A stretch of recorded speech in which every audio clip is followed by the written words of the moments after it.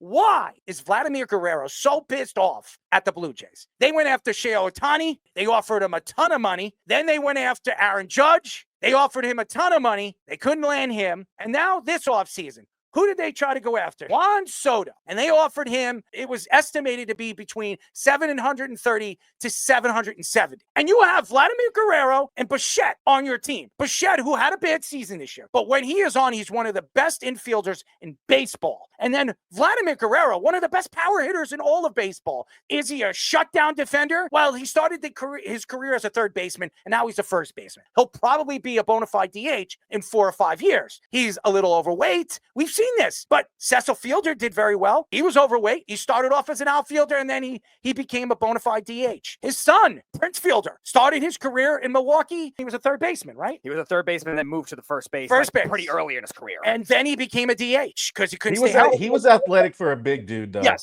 100%. He was, yeah. If you look at Vladimir Guerrero right now, he is not happy with the Blue Jays, and it doesn't seem like he's going to be there very much longer. The Blue Jays, who should have given him and Bichette that kind of money last offseason after they lost out on Shohei Ohtani, that's what they should have done. They went into the season, they pissed these two guys off, and now Vladimir Guerrero wants to be gone. When you look at the situation for the Yankees, nobody thought that the Astros are going to trade Kyle Tucker to the Yankees. The Astros can't stand the Yankees, and who's helping out right now with the organization as far as their farm system is concerned? Mr. October, Reggie Jackson.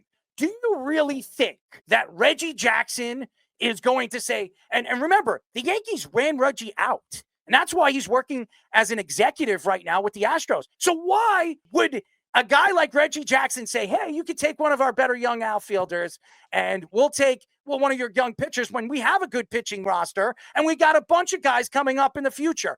There was no way that was going to happen. I like the Devin Williams move. I think it's a great move for the Yankees. They needed a relief pitcher. They needed a closer. This guy is a bona fide closer if he could stay healthy. The last 2 seasons, he's a good pitcher when he's on the field. But the last 2 seasons, he hasn't played a full season. And that's a big problem. And that's why the Yankees aren't going to extend him before the season starts. They're going to wait and see what he can do in the American League East. It's a little bit more difficult to play in a division where the ballparks are a little bit smaller. You're going to have to figure that out in Yankee Stadium, and you're going to have to figure that out in a division where you have the Orioles, the Rays, the Blue Jays, and the Red Sox. The thing about Luis Gil is this his best season as a pitcher?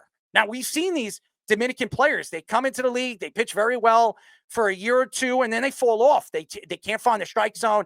Then their arm starts to go. Is this the best we've seen of Luis Gil? This guy won a Rookie of the Year.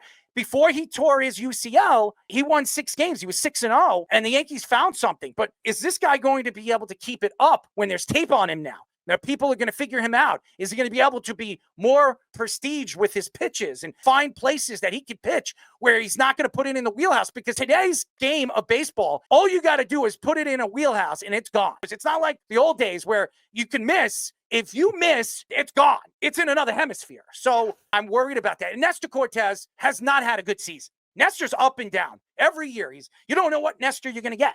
And then you moved him to the bullpen. The Yankees brought him in the World Series. I'm not blaming Nestor. I'm not blaming Aaron Boone. It was a bad situation. Freeman hits a grand slam, and they lose game 1. And I'm not by the way, that ball just got sold.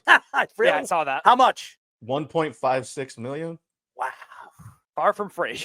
And again, the Astros are a team. They're a very talented team. They added some pieces, obviously, from the Tucker trade. But if I were the Astros, I would have traded with the Yankees. You would have gotten yourself a future infielder in Ben Rice that can hit, and he can steal bases, and he can defend multiple positions. They speak very highly. I know it's a prospect, George Lombard.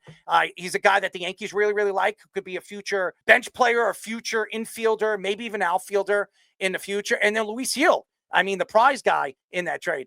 I think the Astros were a little crazy on that, but I'm actually happy because I didn't want to see Luis Gil in a playoff game where he just completely shuts down the New York Yankees, because pitching wins championships. I love the mood that he brings into it. Obviously, changing leagues, I think, is going to be a little bit of adjustment. And a lot of those guys, you can say that they haven't seen them, but every pitch you throw now is on an iPad, is on your phone. So it's not like there's really that much of an advantage. But the Vlad thing was funny, interesting reading it. The reports was that he got that amount before the Soto deal.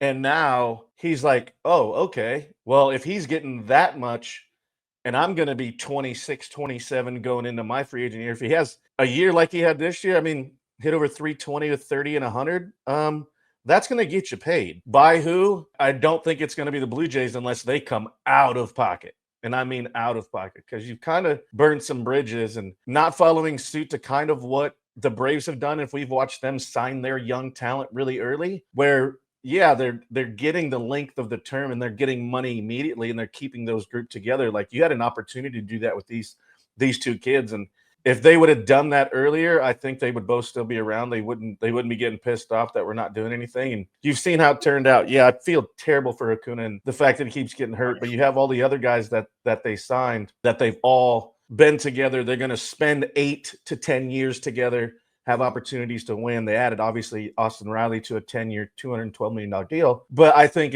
they're going to be SOL with those two guys. It's either they're going to have to come crazy out of pocket to keep them there, or they've lost them already. And that's what sucks too, is now they go out and instead of playing for the team, they start playing for themselves.